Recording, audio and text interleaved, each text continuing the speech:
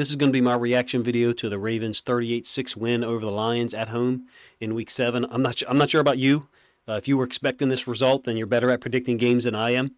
I thought something in the 21-17 or maybe 28-17 range if a team got one turnover one way or the other. But you really saw today the Ravens' offense and defense click at the same time. Offense clearly impressive. Going to spend most of the time talking about them, so get something out of the way first. I think our team speed on defense is really causing teams issues early in games. I'd like to go back and look at first 2, 3, 4 possessions of games. It seems like our defensive team speed is really causing problems. I think you saw the potential of this roster today with a lot of our players available, and the Lions were not able to keep up. They had some guys that not able to be out on the field today. Lamar Jackson, with time, is a real issue for defenses to deal with. 3 passing touchdowns, 1 rushing touchdown on an early 4th down play that really paid off for the Ravens on that first drive. It was an interesting call to me, and I want to talk about that play call and the decision to take the ball first. That play call, 4th and 1, bootleg to our left. Ronnie Stanley pulls out in front to lead the way. We leave a D-end unblocked. It helps the Ravens take a 7-0 lead. That decision, along with winning the coin toss and taking the ball first, are very revealing to me.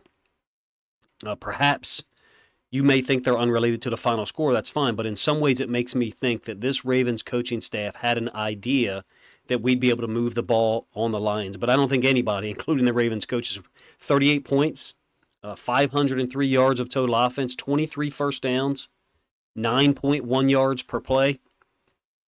Even if you take out the 80-yard catch and run to Gus Edwards, which seems somewhat anomalous. It's a running back, possibly an unplanned play. The announcers, the broadcast crew, I thought covered that very well. Even if you take that out, the yards per play is still 7.8. That's incredible against a defense that Lions defense had only given up 56 points in their last 4 games, their 4-game win streak. And they really seem to have no answers today in terms of that balance between blitz, pressure, and coverage. I think this really illustrates how demanding it is to defend Lamar Jackson right now. Well, at any time, for real. You just can't give him time to go through progressions. 2nd, 3rd progression. Oh, nobody's open. Let me scramble for 7. And now it's 2nd and 3, and we're ahead of the chains. I'm going to let some of the game stats run. We will go over some of the possessions here. I know the Lions were down their starting right corner, Jerry Jacobs, and I think that's more of a factor on a handful of these plays. To my knowledge, in the first half, 4 or 5 passes, left side, offense's left side, defense's right. But I think a bigger problem is for them is the lack of another pass rusher opposite Aiden Hutchinson. Might be a more long-term problem. And injury has dealt with that. Their speed guy, James Houston IV, who I'm obviously a big fan of, hasn't played since week 2. Not having coverage options and inability to put pressure on Lamar was just a bad matchup today, who you can see when he's given time, he's going to find a way to beat you. I thought early in the game, the Lions' coverages were noticeably soft. Greg Olsen seemed to do a nice job of covering that. Perhaps it was like quarters or split field pattern read stuff. Lamar was able to find seemingly every wide receiver for big gains at times in the first half. All over the field, I did notice a chunk of them to our left side, but some of them are over the middle. All locations of the field. The one that's really cool to me is 3rd progression in the read, I think. He finds Bateman, and it's for like 18 yards early. Just getting so many people involved. I do have a thought that I want to express. I wonder if this game could become an opportunity for the rest of the league or the teams we'll play to look at and say, this is what you can't do against Lamar now. You can't give him this much time. Yeah, it's illustrated by that one play where he had almost 10 seconds to find Nelson Aguilar in the back of the end zone, which was a huge moment, don't get me wrong. But I'm even talking about the Lions. Maybe the Lions could have played more 5-man rushes. Just bring 5, play some man free.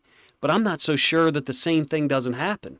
Or something similar, the possibility for big plays. I don't know that they had the talent out there today defensively at the coverage positions, even though Brian Branch returned, to play some of the things that Greg Olsen was kind of advocating for. Hey, let's get up and make contact with these guys. I think what the Ravens are offering out there right now offensively is a scary proposition. And the Lions are we're a uniquely bad matchup. If that game's to be played next week, maybe the Lions coaching staff makes a choice. Hey, we're going to bring more pressure, and we might give up big plays anyway, but we're going to force Lamar to get through things quicker.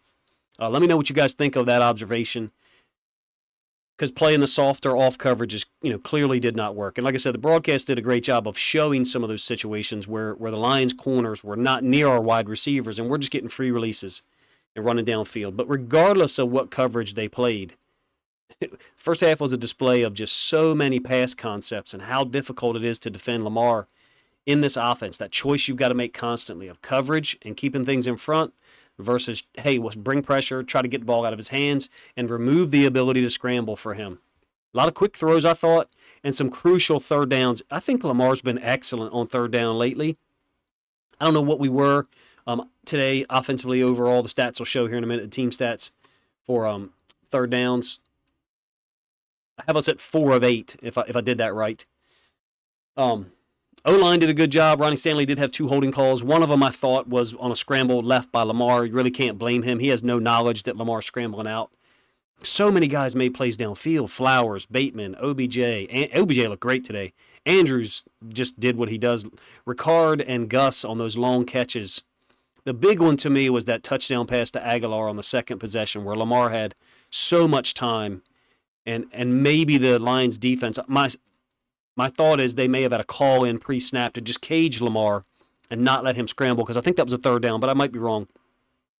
That lack of pressure just really allowed him to slide to his right, find Aguilar in the back of the end zone. Just too much time. 14-0 at that point, and you're like, wow, can you keep this up? There's got to be some type of normalization.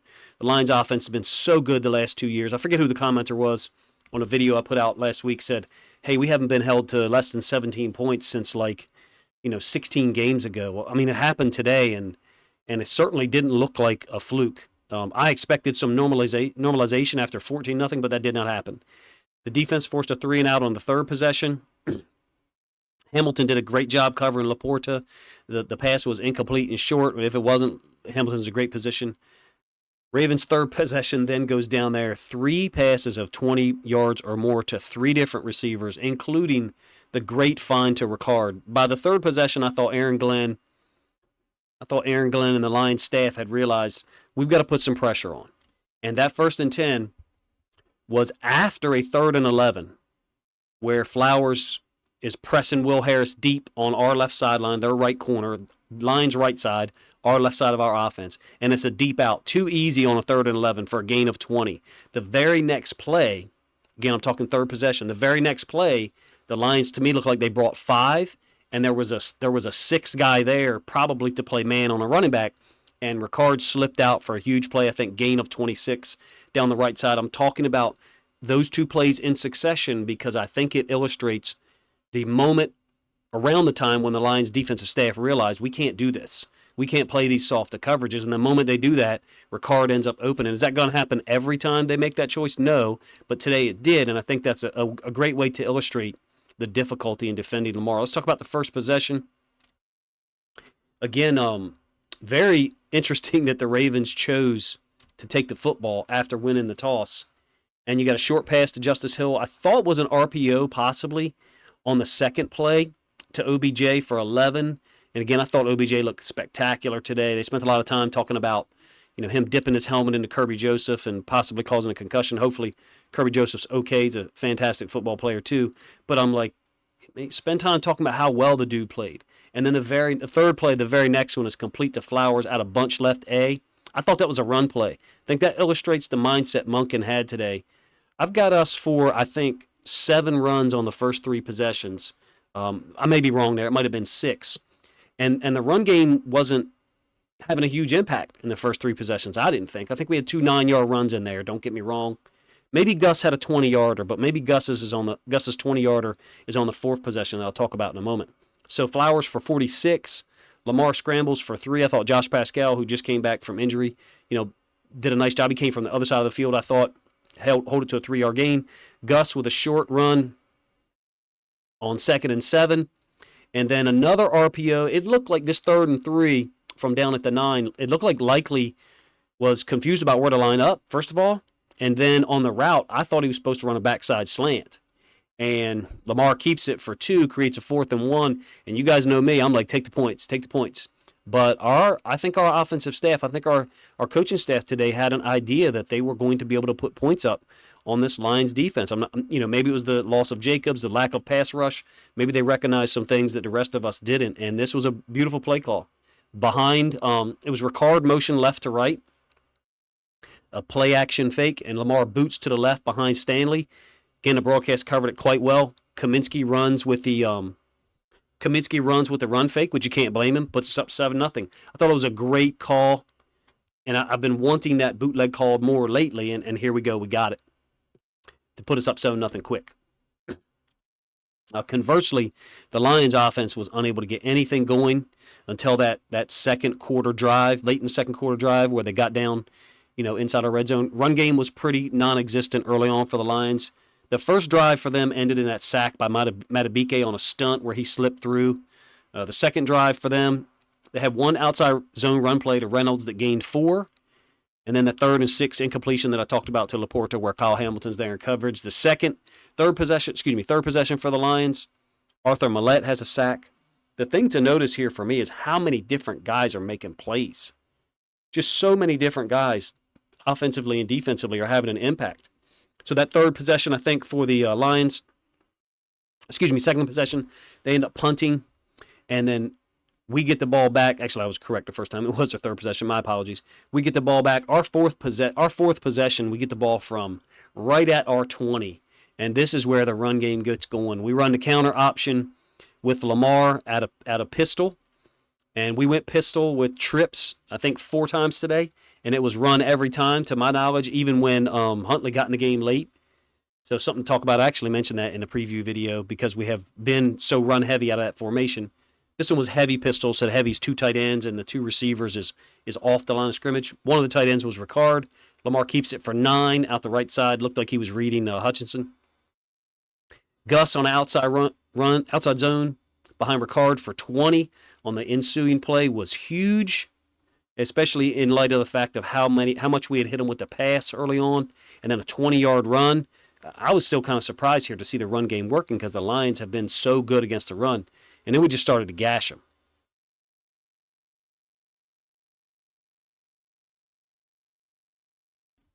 Right after that 20-yard run by Gus, Justice Hill comes in, and a huge lane off the right side. I thought it was a counter look, but perhaps a same-side run. I got it listed as Pro Twins A.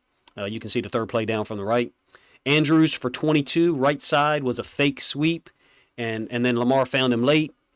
I thought we went jumbo 23 on the 1st and goal from the 2. The incomplete pass to Andrews, play action on the left side. And then Gus, I kind of missed the play. It was may have been my stream lagging, but it was the replay showed it was unbalanced right A. The same exact play that J.K. Dobbins scored his touchdown on against the Texans. Bunch right A, pin pull pitch, and this time it was Gus for 2 yards. And at that point it's 28-0. And I don't know about you, I'm like, how can we keep this up? Can we top this? Now we only scored 10 more points the rest of the game, but the defense was balling at this point, very similar to the way the defense has been playing, early in games for most of the year. Let some stats flow here.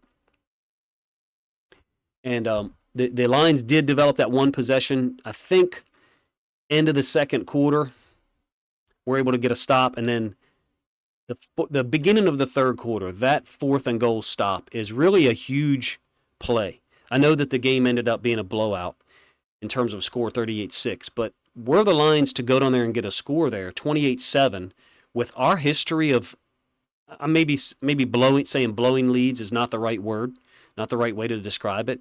But as a Ravens fan, I will be upfront with you. If you're probably mostly Ravens fans listening at this point, maybe some Lions fans.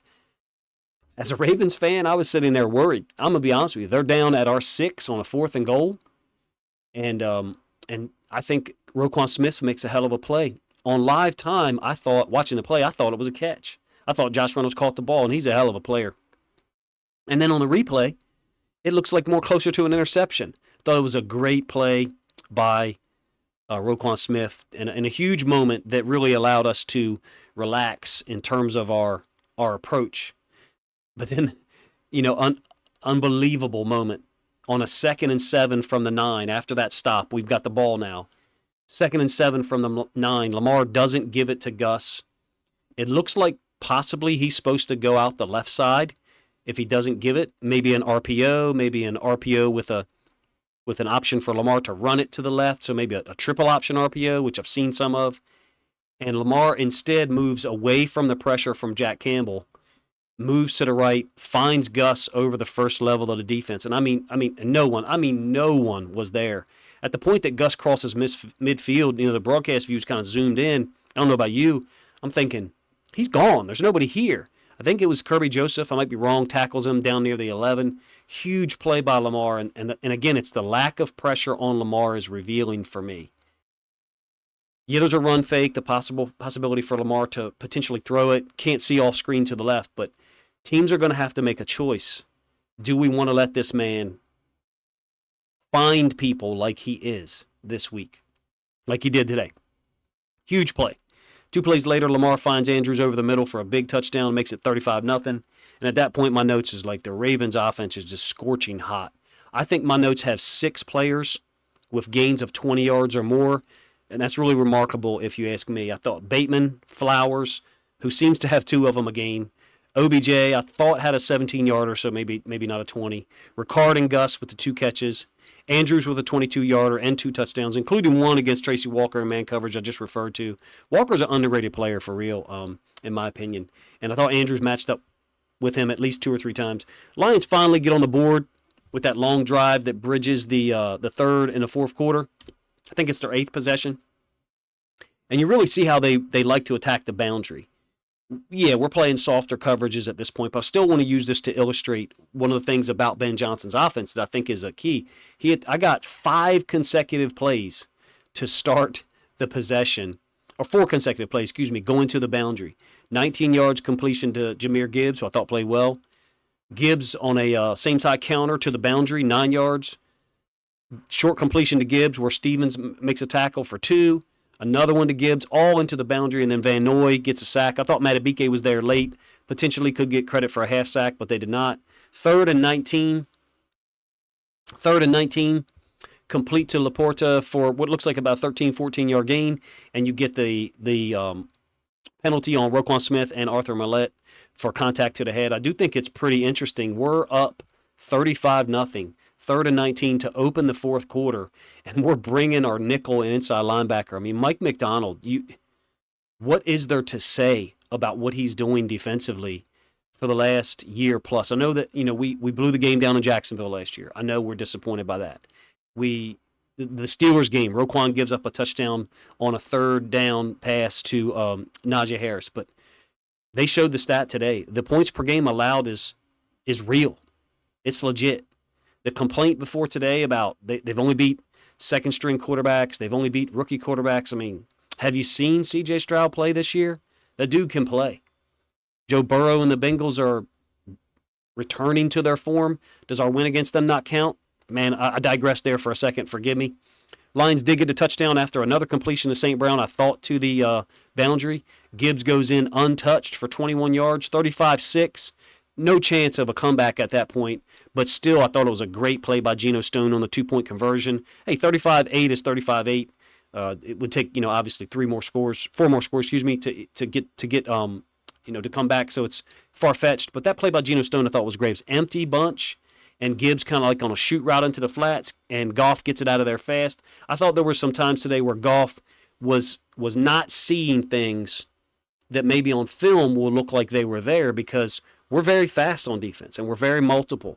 We're giving a lot of looks to the offense, and I think there's, a lot to be said for that. So it's 38-6, fourth quarter, and in our Discord, I'm like, get Lamar off the field. What are we doing? And he's still on the field. A slant to OBJ, our next possession, our 9th possession. It's kind of crazy to me. We're up 35-6, and they just scored. And we keep Lamar on the field in the fourth quarter. OBJ, 15 yards. Lamar scrambles, and I thought Hutchinson was there, and Lamar just showed his burst, 10 yards out of bounds right side. A hold on Stanley, his 2nd of the day, and then we get a great draw play call to Justice Hill, get us in field goal range, or close, easy, 100% sure, make it field goal range, 38-6 final margin. defense was playing at an incredible speed today. Just huge closing speed. Hamilton, Queen, Roquan, Arthur Millette. I mean, Darius Washington is out for the year or for a lot of the year. We're worried about Marcus Williams, of course, with the hamstring and the pec injury. Man, Arthur Millette is a revelation. That dude can ball. I thought he had two great examples of coverage on St. Brown. St. Brown still had a day today. He's a force of nature. Like, Amon-Ra St. Brown is one of my favorite players in the league. I think he's an elite player across the entire league at any position. Arthur Millette competed with him today and made him work. Roquan was amazing. What can you say about Justin Madubuike? Stacy said it in our Discord. He said we should re-sign him during the bye week. And I agree. He's a monster. We've had great D tackles here before, a lot of great defensive players. Madubuike looks like a guy who's growing into that right before our eyes. Kyle Van Noy, 2 sacks. Clowney was active, didn't get a sack. I don't think got a QB hit. I think he had 1 pressure. Oweh returned to get a sack. I don't know how many snaps he played. My guess is it looked like Oweh played about 20, 25 snaps. We'll see tomorrow when the snap counts come out. He had a sack, a forced fumble. I think he drew a hold on Sewell, who had 2 today. The Ravens had 8 quarterback hits and 5 sacks against a team that only had allowed 10 sacks through 6 games. I think that's pretty revealing and says a lot. Brandon Stevens, when they showed him on the broadcast, he seemed to be in great position on every play. I don't know if it registered for you guys. Humphrey is playing on the left side exclusively now to keep Stevens where he is on the right. That's a major story. To my knowledge, Humphrey's been a right side corner when he's not playing nickel for almost his whole career here in Baltimore. I know there was times early in his career before Marcus Peters got here, he played on the left. This is a major story, Brandon Stevens, that myself included. Myself, first of all, people haven't covered enough. I want to find time this week to do a Brandon Stevens compilation video of how well he's playing, but a part of me doesn't want to. Part of me wants to wait till after the season's over, but he deserves his credit. Like, the dude is just absolutely playing at a high level. And this is all without Marcus Williams, David Ojabo. Tyus Bowser hasn't played a snap. We're returning to close to full strength, but we're not there yet. In terms of the defense, I want to focus on these first 3 possessions for probably one of the first film studies I do tomorrow. First 3 possessions for the Lions. They come out in jokers on the first possession, 4-yard run by Gibbs. 1 run play for 4 yards on the first drive. Second possession, 1 run play for 4 yards. Third possession, 1 run play for 3 yards. This is a Lions team that I think it was really cool to hear. I think it was Olsen or the other announcer talking about Dan Campbell saying he looked at the Ravens as a franchise to try to model some things after in terms of mentality, physical play, offense, defense being complementary, which is really cool to hear and doesn't surprise me because Dan Campbell seems to be a guy who understands all the depth and levels that there is to pro football in terms of coaching players and overall approach. To me, the fact that they were only able to, the run game was non-existent even on the first 3 possessions for them. Of course, it's 21-0 by the time they get the ball in the third possession. But for them not to establish their run game, that's very out of character. And I think it speaks to how well the Ravens defense was playing, how much credit Mike McDonald deserves, because Ben Johnson is a pain of an offensive coordinator to deal with. I've watched a ton of Ravens and Lions film in the last year, particularly in the offseason, and Ben Johnson is an expert at putting people in conflict. Whatever Mike McDonald did today and those guys executed on the field was spectacular. This win defensively is as good a job in overwhelming a talented team.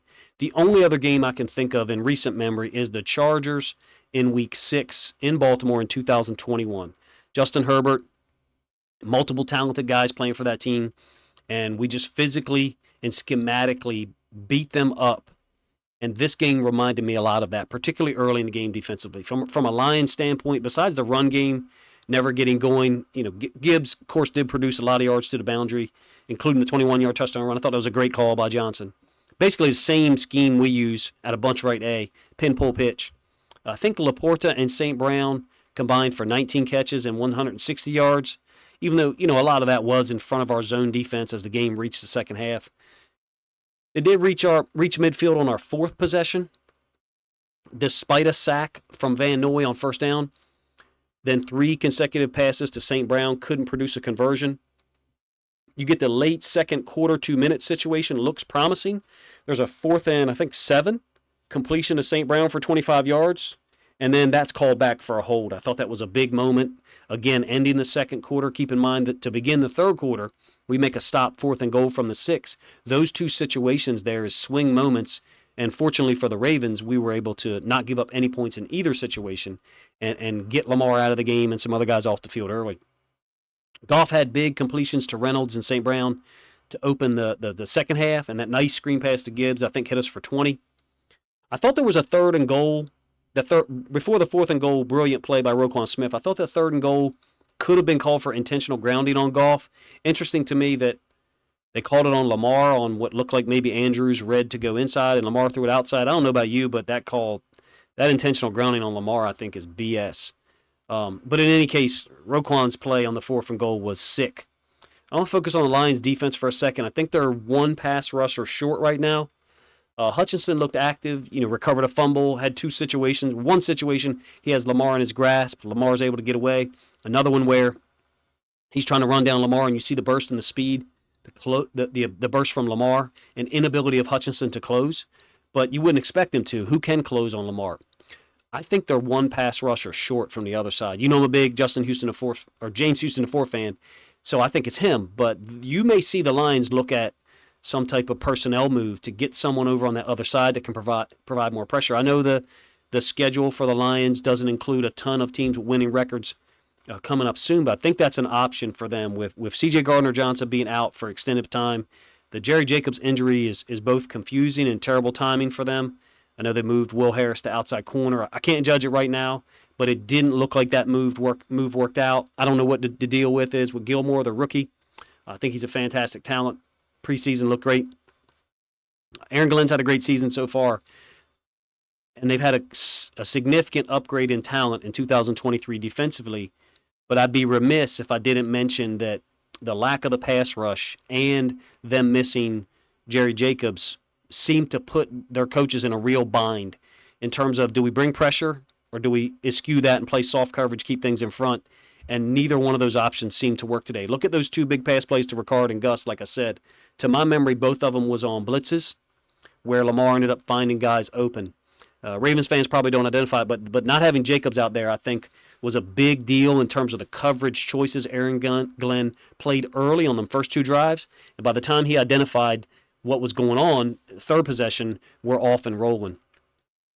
My final thought is that clearly this result is not the norm. 30-point blowouts against 5-1 teams coming in just do not happen a lot. It's rare. We may not, myself included, we may not understand the true talent of this roster when it's healthy. I would suggest that keeping Marcus Williams out longer is a good idea. Ojabo and Bowser, regardless of what people think about the things said by Harbaugh last week, the things said by Bowser, I'm a huge Tyus Bowser fan, and the dude can play. Imagine you have Clowney. How do we keep them all on the roster, actually? Clowney, Van Noy, Owe, Bowser, Ojabo. It's sick. We're nearing being healthy, and that, I think, is going to be a very difficult thing for teams to deal with in the very near future. Can't wait to get a look at the film tomorrow night. You guys let me know in the comment section. I'm sure you are while the video premieres. What you would like to see film study-wise. Clearly, everybody is going to want to see Lamar Jackson film. And I want to focus on the third down conversions that he had early in the game that I think kind of go unnoticed because there was a lot of big plays on first and second down. I think he had 3 in the first half that really illustrate what we have is a very unique skill set. And Todd Monken was in attack mode today, I thought. Again, I only have us for 7 run plays on the first 3 drives. And then the fourth drive, the run game, clearly got going. You got the 20-yarder to Gus. I think the 26-yarder or something or 23-yarder to Justice Hill. I may misspoke there. But those first 3 possessions were attack mode by Todd Monken, throwing the football, going after this Lions defense in coverage, maybe not downfield 50-yard bombs, but 18, 25, 27-yard throws, when Lamar's set back in the pocket where he is. Giving Lamar time is a difficult thing for defenses to handle right now. We may see an overreaction by teams like the Cardinals and Seahawks in the ensuing weeks. Appreciate you guys' time. You let me know what you think of the video in the comment section. If you think other Ravens fans would enjoy this reaction video to the Ravens 38-6 win in Week 7, please consider grabbing a link to this video, sharing it out on social media to help this content get more reach.